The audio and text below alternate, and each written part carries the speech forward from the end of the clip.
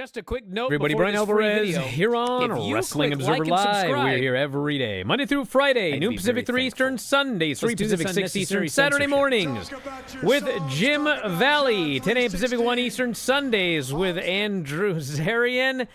And we are live on the show here today. It's Tuesday. You know what that means? Lots to talk about, including an appearance by Lance Storm, co-hosting the show today. And he's got a lot to talk about because we are going to talk about his memories of Sabu. And so that's going to be a good portion of the program here today. Lance's thoughts on Sabu. If I get a chance, I'm going to try and read some more of the memories people sent in over the past couple of days of Sabu. And then, of course, we've got all of the news from the last 24 hours. NXT is tonight. Dynamite Beach Break is tomorrow. We also had last night's Raw show, which was a pretty good show, although, for being honest, it was not the best crowd I've ever heard. But we're building up to Saturday night's main event, and Money in the Bank qualifiers start next week, and a lot of storylines taking place on Raw. We've also got notes on the NXT-CW relationship. CW President Brad Schwartz, very pleased. He must be a fan of NXT. I know I was very pleased watching the program last week. AW's got another residency planned coming up this summer in Chicago, July 16th through 31st. They got a bunch of those coming up.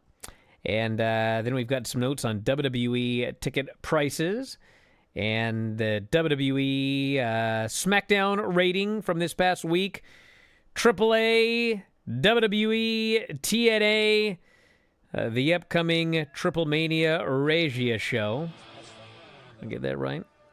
And plenty more. So anyway, back in a moment with Lance Storm. If you want to text us, 425-780-7566. And don't forget your $10 cameos at 4W Online. Back in a moment, Observer Live.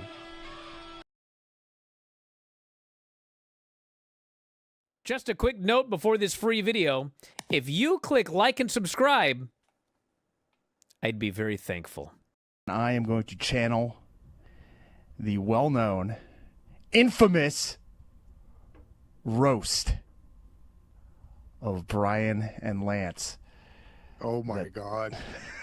I vaguely remember this. Lance was a champion in virtually every company he has appeared in. While he did hold the distinction of holding 3 titles, that angle fizzled out faster than his podcast, Killing the Town.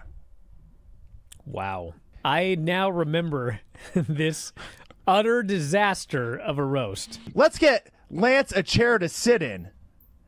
And as we do, could we also bring someone up here to show him how to use it? I remember that chair shot. I don't remember who it was on, but utter silence that this roast was met with. Tom, at least I was smart enough not to do those chair shots again. Bryan, besides me, there are others who I'm sure dislike you, like Vince Russo, Eric Bischoff, but I think you're great, like a guiding light or a father, which is why I'm not surprised when you screw me every week. The best-selling author of The Death of WCW. He had just completed his new book, for which actually Lance Storm wrote the foreword, which is 3 more than most wrestling fans know. Hideous. Atrocious. It must be hard when you look so young. If I didn't know better, I'd say you had your grandma's genes. But actually, if the camera panned down, I bet Lance is wearing them. Anyways, let's start the show. Carmelo went for the La Mystica. Andrade went for the Message. It's actually not the La Mystica.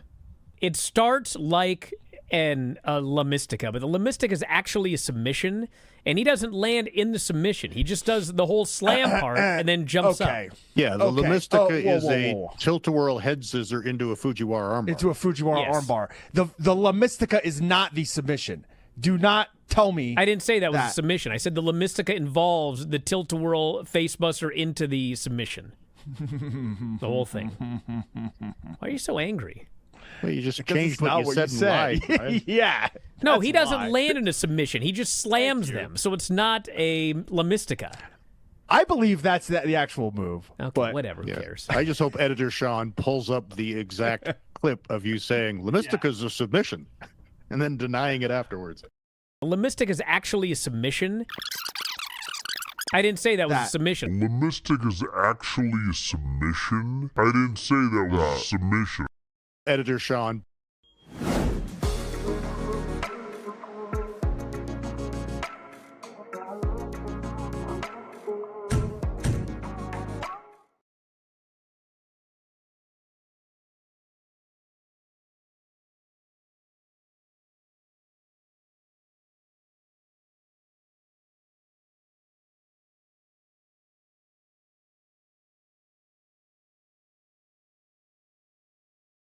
Just realized that deep-voiced man is going to be mentioning Mike Sempervive until the end of time. Unless you update it. Am I going to do that? Well, you eventually did with Dave. Did I? Well, it originally had you and Dave. How about that? What'll I have him say? Sometimes other people. There you go. Seems to be a popular. All right. Well, yeah. Hey, Lance is here, everybody. Lance Storm. And Lance is going to attempt to give us some memories of Sabu while also not swearing here on terrestrial radio, which when you tell stories about wrestling, particularly Sabu, not always easy, Lance. But what's been on your mind the last few days? Well, first, you read my Facebook post yesterday, and it's... I find I never know how hard different people's deaths hit you. And obviously there's been 50 plus of them in my career, but Sabu's news had me literally in tears sitting on my flight when I got the news. So I think it's because, and it seems like a lot of people mention it, it's like as crazy and homicidal, genocidal, suicidal as his gimmick was. We should mention, by the way, that he wasn't actually genocidal. Or I always thought it was or homicidal. Well, I mean, the character. I mean, listen, the character was a little homicidal, and the character was a little suicidal. But I'm not sure the character was ever genocidal. This was like a catchphrase, and it's one of those things that you don't. I guess some people think about it, but when you really think about it, that was an odd one to add there after homicidal and suicidal. They needed a third word that fit. Yeah, there really aren't a lot, I guess. Nope, but. With all of the craziness that is and was Sabu, I think deep down he had a good heart, and I genuinely really liked the guy. And he's not a guy I would have thought that would be the case. So I was really saddened by his death. And I think my favorite story that I've told several times about Sabu, and it may have been the first singles match we had. And Sabu was as old school could get, and he didn't like that the ECW fans thought they knew everything. And he was like, they only know what we show them, and it's like, we dictate here. I'm like, okay. And so he decided he wanted to do a spot in our match that would elicit the "you effed up" chant.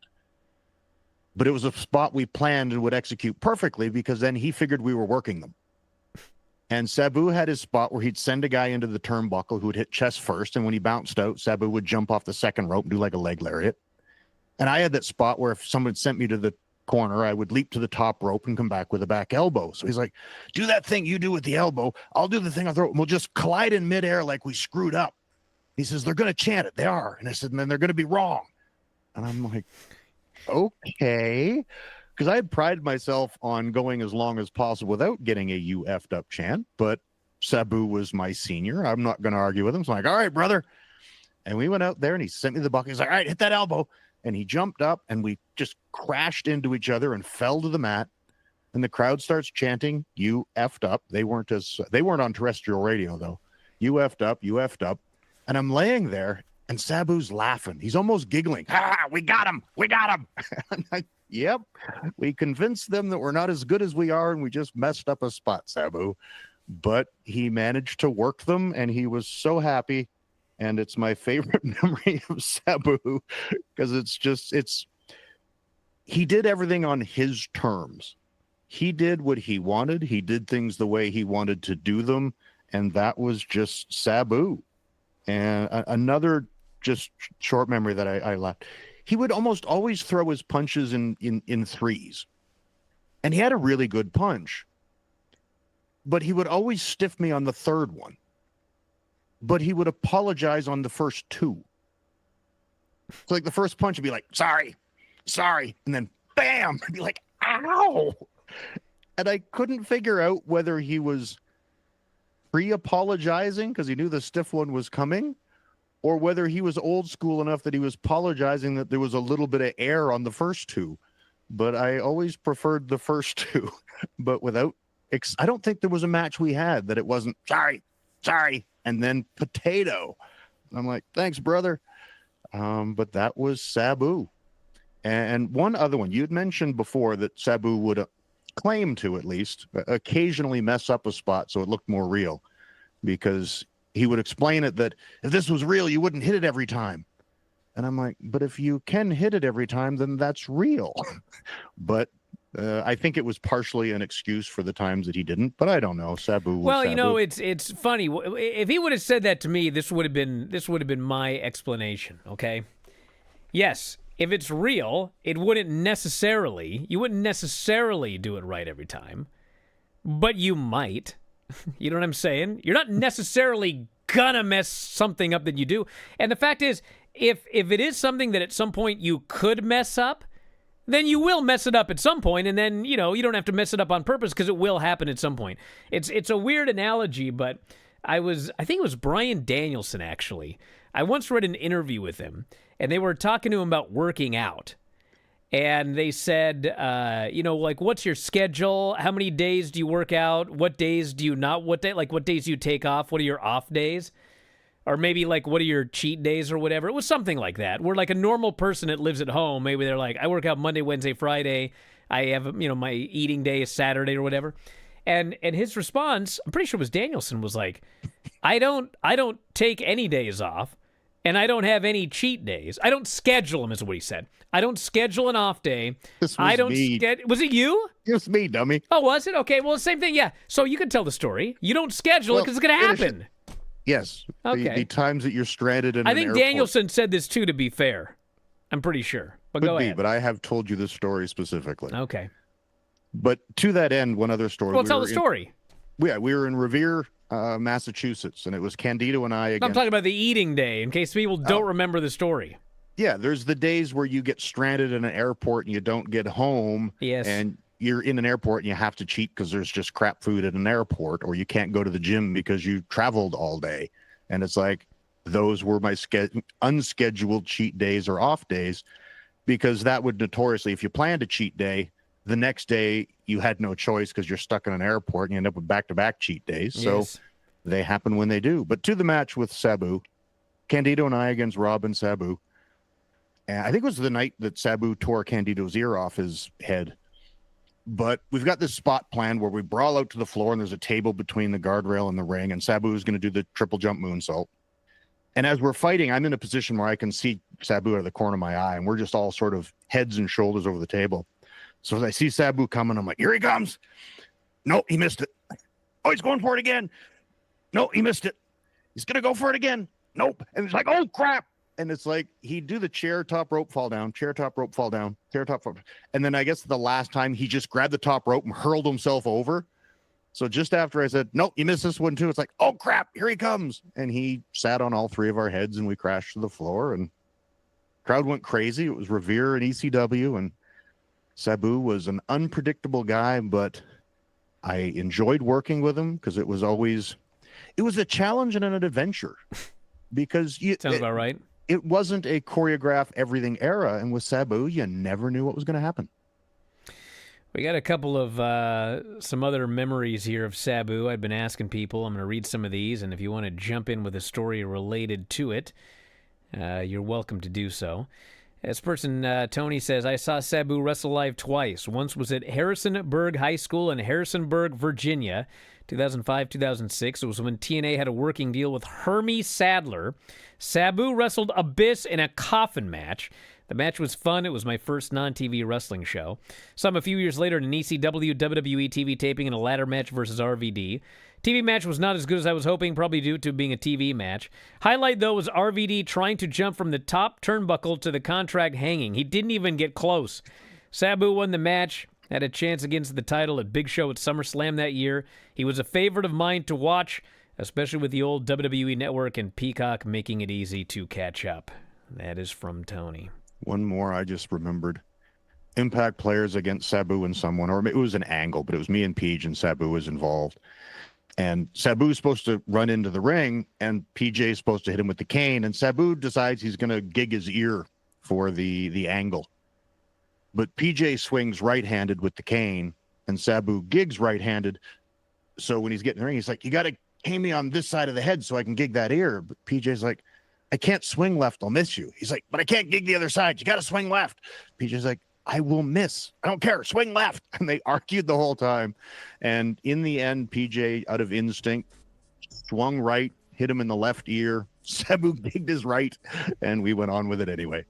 Well, he knocked the blood out the other side is what happened. There you go. Like that Kennedy assassination. Back in a moment, Observer Live.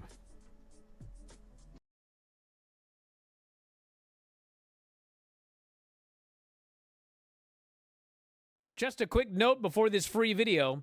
If you click like and subscribe, I'd be very thankful.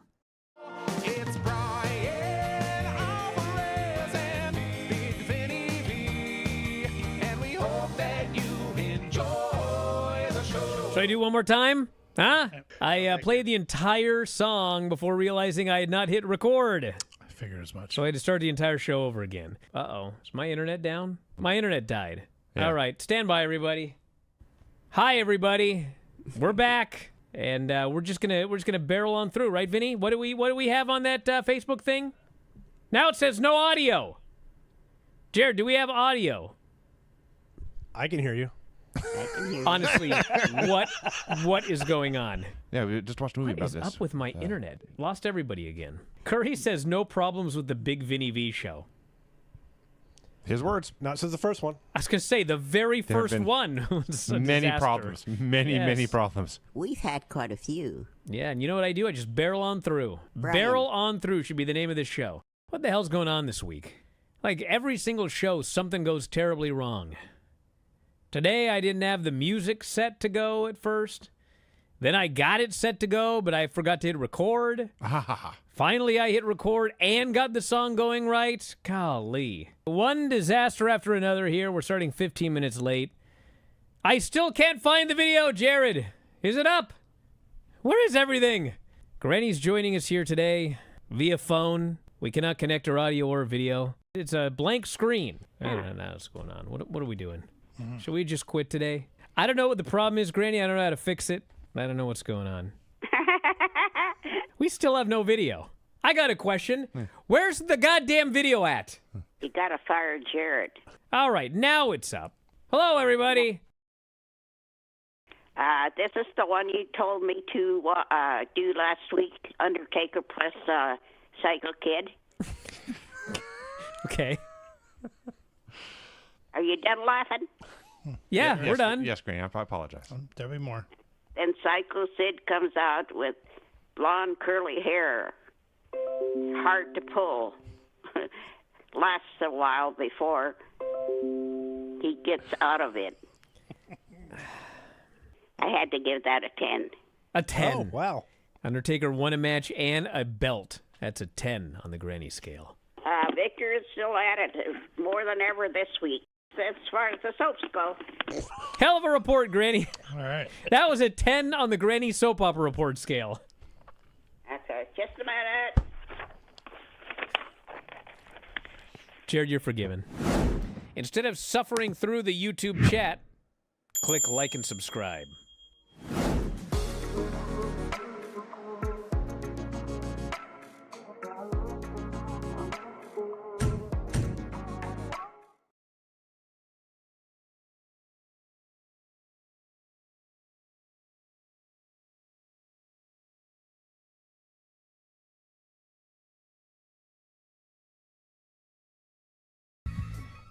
John here says, regular listener to Observer Live, heard you ask some Sabu memories. That was at one of his 1993 dark match tryouts for WWF. He wrestled Scott Taylor, who of course would go on to become Scotty 2 Hotty, during one of the fall Raw tapings at the Mid-Hudson Civic Center. Poughkeepsie, New York, right after he defeated Shane Douglas for the ECW title. He gave the 5-minute performance of the tapings, outworking everybody except maybe the 1-2-3 Kid and Marty Jannetty. Springboard moonsault to the outside, Hurricane Run off the top, etc. It wasn't clean. He was a bit sloppy. But this was like the Virgil, Ludwig Borga, Crush, Men on a Mission, Adam Bomb horror show area.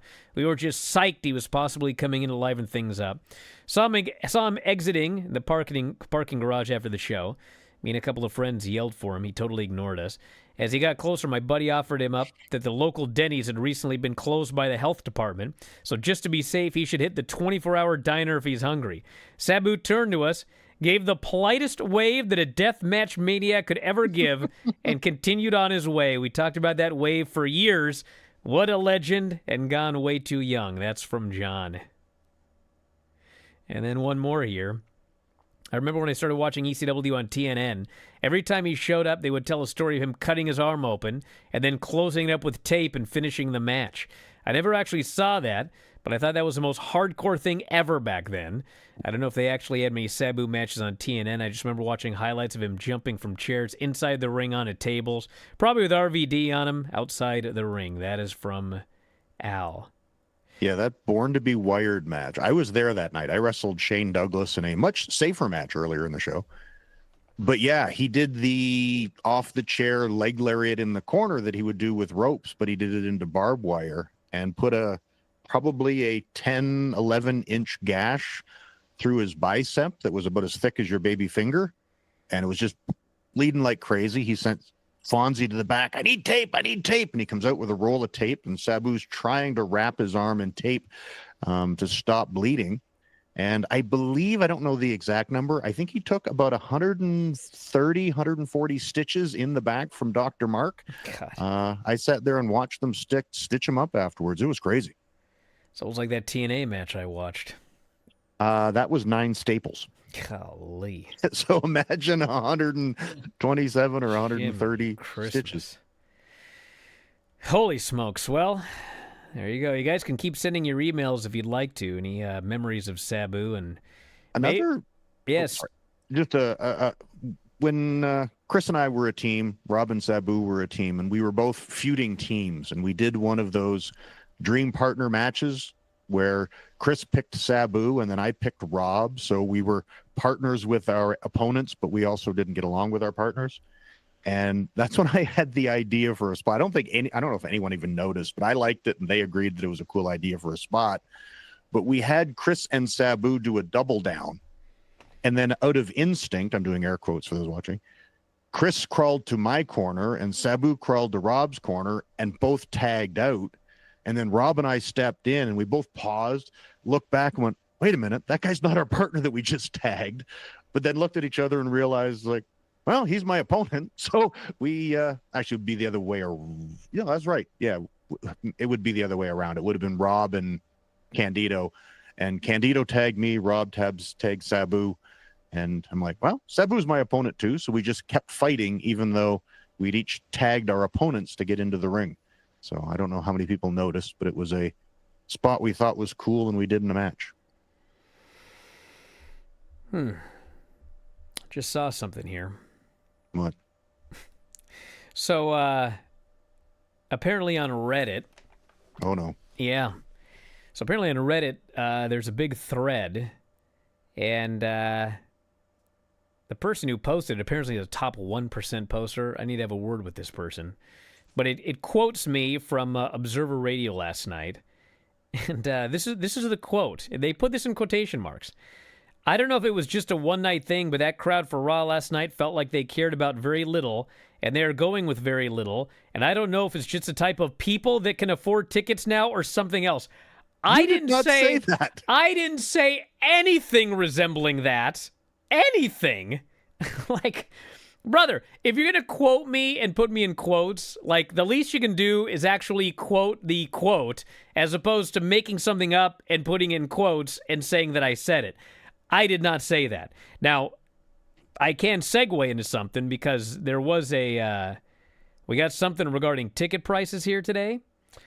During his annual appearance at the J.P. Morgan Global Technology, Media, and Communications Conference in Boston, TKO President and Chief Operating Officer Mark Shapiro spoke about WWE and UFC business, which included the upside he sees in both brands. One of these is ticket pricing, which he says has tremendous upside, in addition to site fees, dynamic pricing, which is essentially the price changes depending on, when it is, and yield management. He defended TKO's decision to reduce yearly WWE live events to around 200 a year, a cut of what he said was 75% off the 300 WWE used to do. I thought I was bad at math. So the decision wasn't done just to improve margins, but that WWE already had a strong following. He feels 200 events is a good place to be, but they will continue to prune the schedule as time goes on. And he's worse at math than you are. Yeah, that's what I just said. They talked about tickets. And 200 dates a year is what they were doing when I worked there in 2003. They don't do anywhere near 200 dates a year now. Well, I think, it's 52 Raw, 52 SmackDown. There's 100 right there. And then there's, all of the PLEs and Saturday night's main event. And then doesn't matter. 200 is 4 a week. Yeah. They're not doing 4 a week. 4 a week. I'd have to figure this out. Yeah, it's definitely less than that. It's probably about 140, I think. But anyway, essentially, there's no. It does not appear that they're going to be lowering ticket prices anytime soon. And the ticket price thing is kind of. Hey, listen. Let's put Maybe it this he's way. Counting NXT. Put it this way, okay? I didn't get credentialed for WrestleMania, all right? And thankfully, very nice fella, Philip, worked out a deal, ended up sitting next to him for both nights of WrestleMania. Very thankful to Philip. But prior to that happening, and before they, like the very last day when they start really dropping, you can get some cheap seats for $100 at WrestleMania. Like, I looked at those prices, and it's like, man, I'll watch it in the suite or something. I ain't spending that kind of money to go to WrestleMania. It's crazy, the amount of the WrestleMania ticket prices. So, like, as a person, as a human, I don't want to spend that kind of money. But here's the thing. I get it. They're expensive. A lot of people can't afford them. But it is also a publicly traded company in a business. And you ever tried to get tickets to Taylor Swift or anything? It's like they are selling out at those prices. It makes no sense for them to lower the prices. They are going to sell tickets at those prices until they aren't doing as well anymore. And then if they need to, they will drop the ticket prices. But to expect them, when they're selling out these shows at preposterous ticket prices, to expect, and it's not just WWE, it's anybody. Anybody selling tickets, you expect them to just lower prices for fun? It's not going to happen. That's the way things are. There are people willing to pay. There was even that video. This is Randy Orton we're talking about. You know how much money Randy Orton has? There's a video of Randy Orton, and he's meeting these fans at WrestleMania.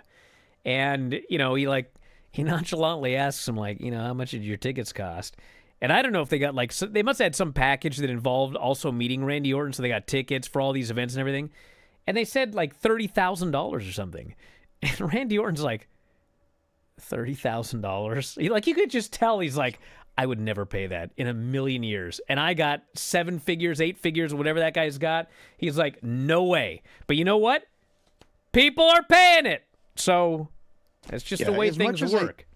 As much as I think there is the risk of alienating fans, if the company wasn't doing whatever you called the type of pricing, scalpers would be. The company might as well make it as opposed to third parties that are going to try to buy them and scalp them at a premium price.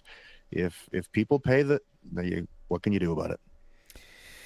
All right, a couple of other notes. NXT tonight.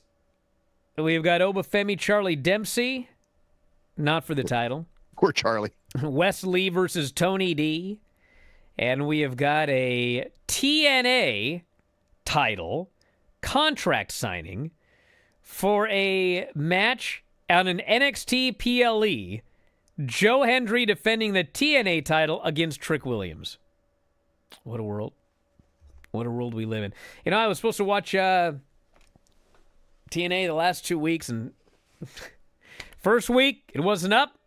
Second week, they ran a live collision. But I'm going to start this week, Lance. Get to it, brother. And we'll have some discussions. Back in a moment. Observer Live.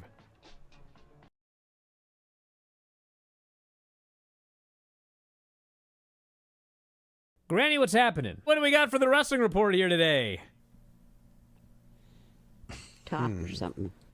Talk or something. So Niven comes in, jumps on Bailey with her overweight body a couple of times, doesn't mind playing dirty, leaves Bailey on the mat in lots of pain. I found this book. It's called Limericks from the Heart. Is this a Lanny Poffo book? Let me finish this one. This guy's name is Lanny Poffo.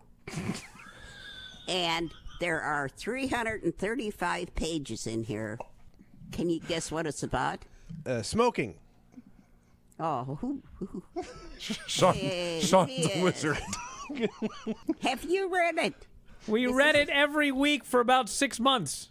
When I first started. Wow. Why don't we start reading some questions, and we'll see if we can spur some answers out of Granny. Shall we try? No, I don't think so. Let's try. Then you'll really find out how dumb I am. Granny, did you know there was a wrestling bear? No, and I don't care. All right. It's a bear that wrestled people. I still don't care. Okay. Is Granny frozen? Granny, you frozen? No, I'm ready to read my report. Your picture is frozen. It is? Yeah. Or you're doing a great job as a ventriloquist.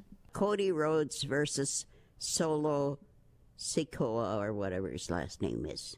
Paul Newman is watching this match.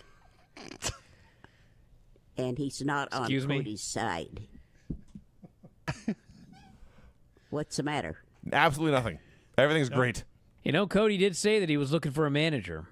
I think him and Paul Newman would be a What a handsome pair. a dashing duo. That guy's a movie star, isn't he? Since you're on the phone, why don't we just jump right into your wrestling report and such, and then we'll let you go and we'll do Facebook without you. Can I lay the phone down and can you hear me? You can try. Why don't you give it a shot? Okay. Oh, boy. It's going to be a disaster. I can already tell. Can you hear me? I can hear you. That's all right, I guess. Go ahead. No, it's your segment. You're gonna read Us jokes. or your wrestling report or whatever. I see Granny has now put the phone back up to her ear. I'm just, for now. Do you have the soaps or anything else, Granny, or is that it? I want to quit for now. Okay. Well, No more. instead of suffering through the YouTube chat, click like and subscribe.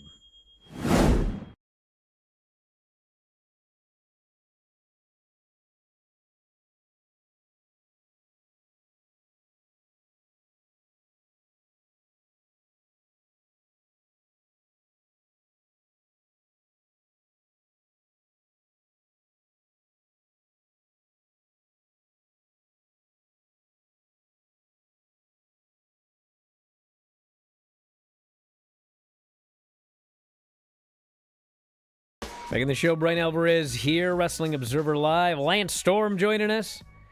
Beach break is tomorrow. Jon Moxley, Samoa Joe, steel cage match. Will Ospreay and Hangman versus Takeshita and Josh Alexander. Ricochet and Zach Gowen. And Tony Storm, Sky Blue, Azumi, and Mina Shirakawa in a four-way match. Let's hope TK flies in the right one-legged guy. I don't think he's going to make that mistake, but Johnny Ace did. yes, he did. The stories. Well, what did you think of Raw? I enjoyed it. I'm still having I took a long break, and the show has changed a lot, and there is a lot of show more than the wrestling, and I'm having a time adjusting to that. I very much enjoyed the main event. One of my big pet peeves now in wrestling are strikes that either miss or are clearly blocked, and I thought these ladies did a tremendous job of hitting each other really hard. Correct. Well, I don't think it was really hard. I think they're actually really good. Well, they are and really good. Trust each other enough that they didn't have to block everything, but stuff made enough contact. But I believe, for the most part, was still safe. So I thought the four ladies put on a hell of a performance there in the main event. Well, I thought the show was pretty good as well. You know, I gave a full review on a solo Observer Radio last night, in fact. But there are a couple things I want to kind of hammer home today. And one is I want to talk a little bit more about this Becky promo. Me too. Because, like, last night I was just, like, down on it, and I still am. But, you know, here's to me, I mean, here's the deal. Like, things work in wrestling, and then they don't. You know what I'm saying? And so it's okay to keep doing something as long as it works.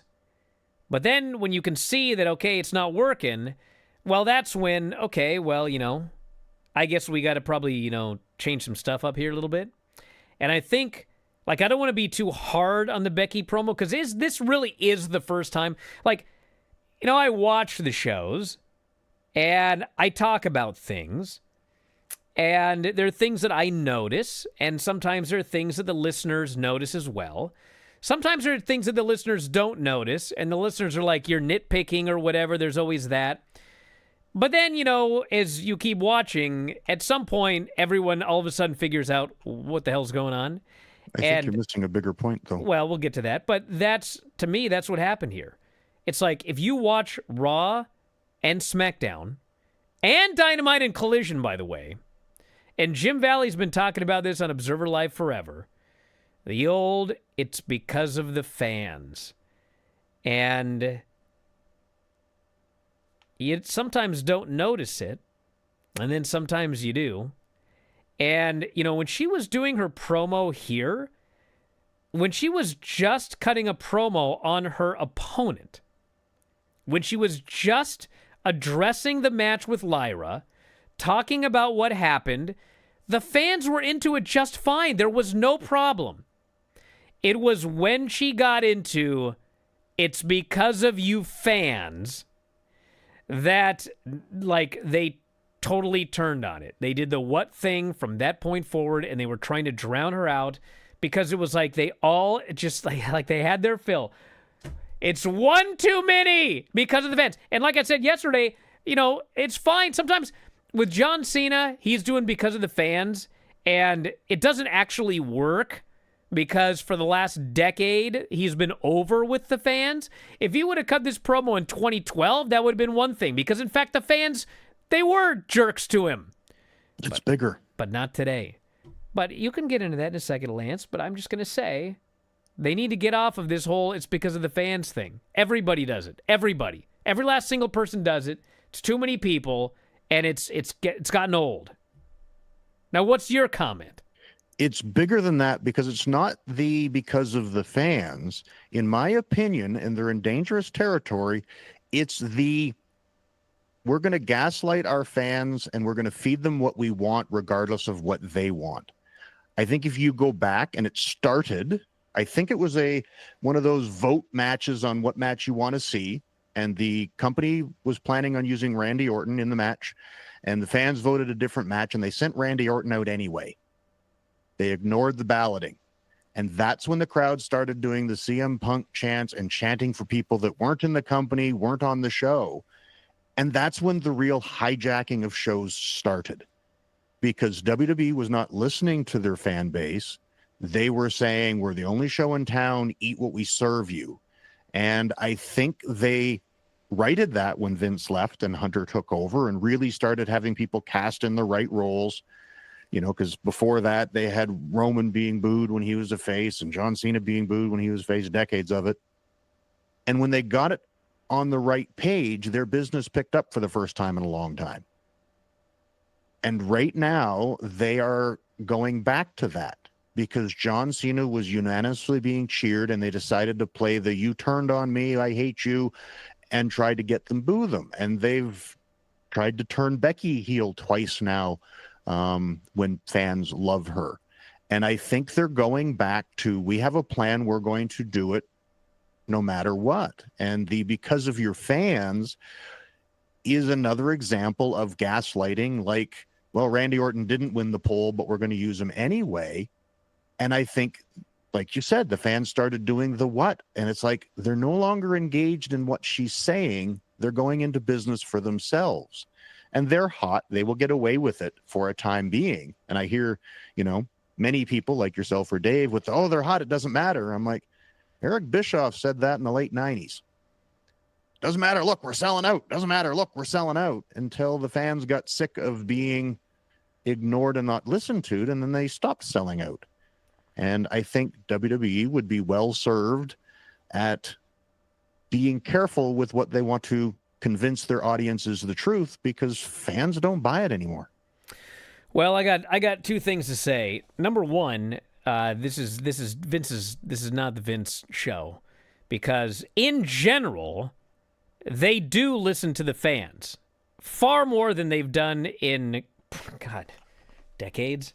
But there is one thing that the Becky and John Cena "because of you" fans have in common. And it's untrue. Exactly. And you know what they also have in common? I'll tell you. John Cena, the original idea was he was going to turn heel at WrestleMania. And apparently, like the weekend of Elimination Chamber, they kind of sprung it on him. You're turning heel on this show. And, what was the impetus for him turning heel? Well, on that day, it was The Rock told him to do it. Well, then this Rock just vanishes.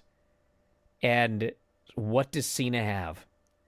What happened to cause John Cena? Nothing. It was no story. Unlike a lot of these turns, like let's take Finn Balor, for example, and Dominic Mysterio, okay?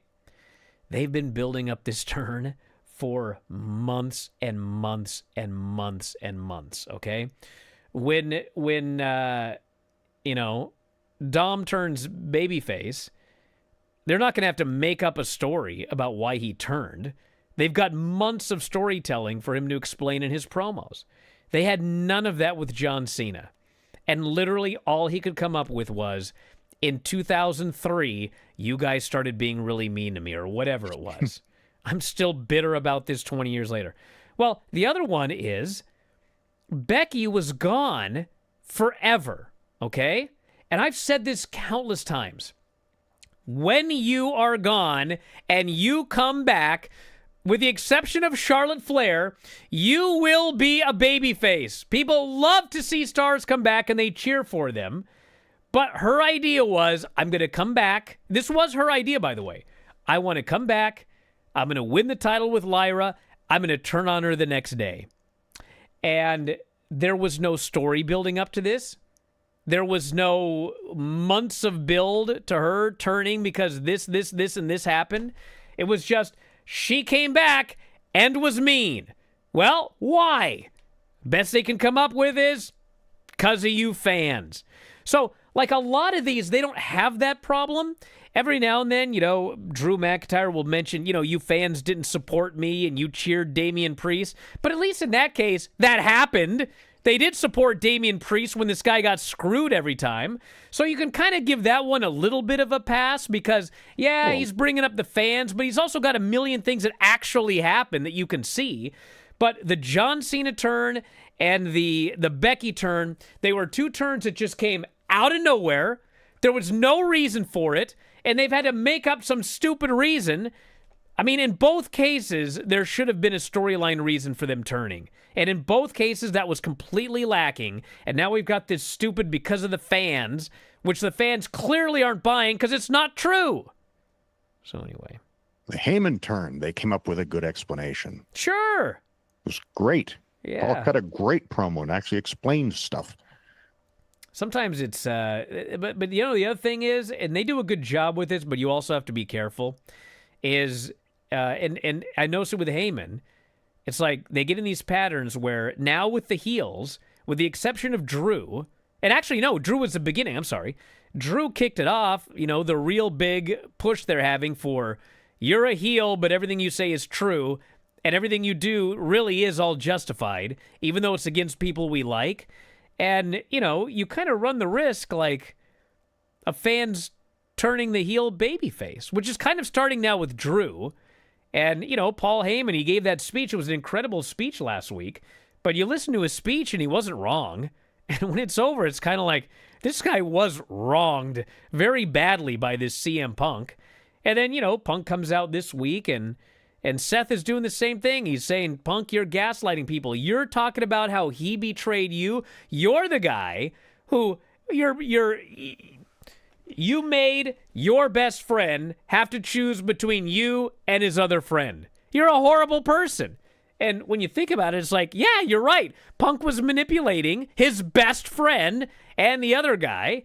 And then it was even more bizarre because you had three baby faces and 2 heels, and it took the 3 baby faces, 3-on-2 and 2 chairs to run these 2 baby faces off, who, by the way, are already getting cheered. So it's not perfect.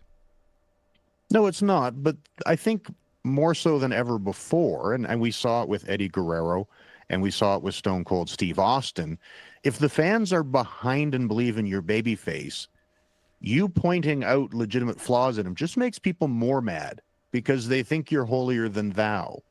Like Eddie Guerrero lied, cheated, and stole, but lie, cheat, and steal was his gimmick, and fans didn't care because they loved Eddie.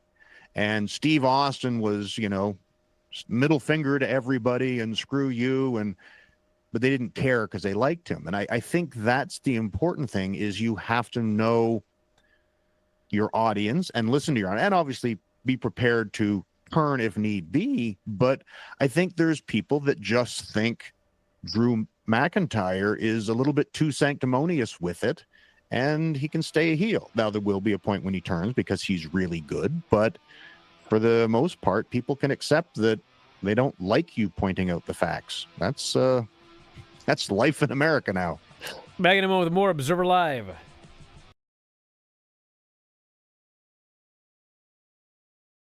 Just a quick note before this free video. If you click like and subscribe, I'd be very thankful. Let's do this unnecessary censorship. Talk about your Psalms. Talk about John 3:16. Austin 3:16 says, I just your ass. That was terrible. Horrible. They weren't the Heart Foundation. They weren't the British Bulldogs, okay? They're 2 geeks. And this celebration these guys did. Oh. I mean, they're like, Sean, give me brother. Yeah. A place like that? You 2 dorks. That's what you did. Why are you so excited? Because they're awesome. Okay. That was better than the first one. It picked up at the end there. Yes. Unnecessary censorship. He beat him. And he beat him. And he beat him. And he beat him. And he beat him. And he beat him. And he beat him. And he beat him. I'm sweating. Time to stop. And he beat him. Was this edited? And then he beat him. And he beat him. So. I actually wore that shirt. It just says he beat him, he beat him, he beat him all the way down. Like, all the way down, you say? I dropped her off at camp, and the camp counselor just looks at me. She goes, he beat him and beat him. I was like, gag gift. Brian, would you for me again this week? It's too hot to do much. That's true. It is too hot to do much. I guess I just better do it because it came up for me. I'll wait. It won't come up again. It's pretty short, so I'll just do it. Yeah. Now I gotta find it back. Okay. It isn't Dale, coming I'm gonna up. kill you. How about you just it? Okay. Ouch. What else we got, Vinny? that Granny licks her finger to turn the page. Lick that finger. There'll be an unnecessary censorship coming up. Lick that. Okay, let's see. Unnecessary censorship. So Oro Ethan after the match and gets his ass just into the earth. Vinny. And Ethan is leaving, holding his all confident. And then Oro just comes back to life, and now he Ethan's ass. Oro jumps him from behind. Yep. Then he his ass after cheap shotting the guy. Haha. That was interesting. That's quite unnecessary. Instead of suffering through the YouTube chat, click like and subscribe.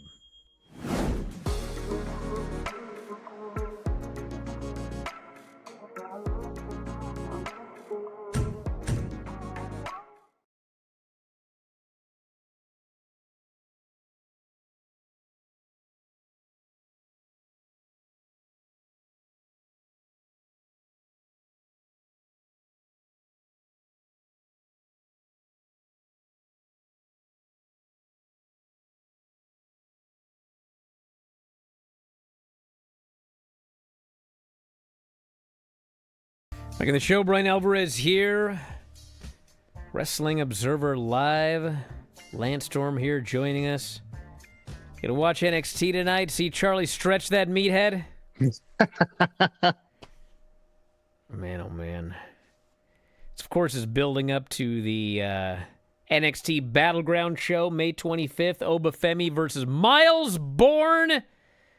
My main man, Miles Bourne. Stephanie Vakir versus Jordan Grace. Joe Hendry versus Trick Williams for the TNA title. And that's May 25th. And, of course, we've got Saturday night's main event the night before, which has Jey Uso and Logan Paul for the world title. That YouTuber, Jay called him. And CM Punk and Sami Zayn versus Seth Rollins and Braun Breaker. NBC. Saturday night's main event on NBC. And then the winner of that Jey Uso-Logan Paul match defends against Gunther on June 9th. And that's 2 days after Money in the Bank. So it looks like no Jey Uso title defense at Money in the Bank. So that's the lineup. And Lance, what do you got coming up? Impact Thursday nights, Access TV in the U.S., Sportsnet 360 in Canada, and May 23rd in Brampton, Ontario is Under Siege, which can be watched on, Fight and the TNA Plus app. Yeah, TNA Plus, not Impact Plus. Nope. As we talked about. All right, we're out of time, everybody. I'll be back tomorrow with more. Tonight, the Bryan and Vinny Show, Season 6, Episode 24 of Mid-South Wrestling. Season 6, Episode 24. Granny will be on the show. Vinny, Craig, Sean, myself. It's going to be a fun time. And that's it. Thanks for listening, everybody. We'll talk to you next time. Wrestling Observer Live.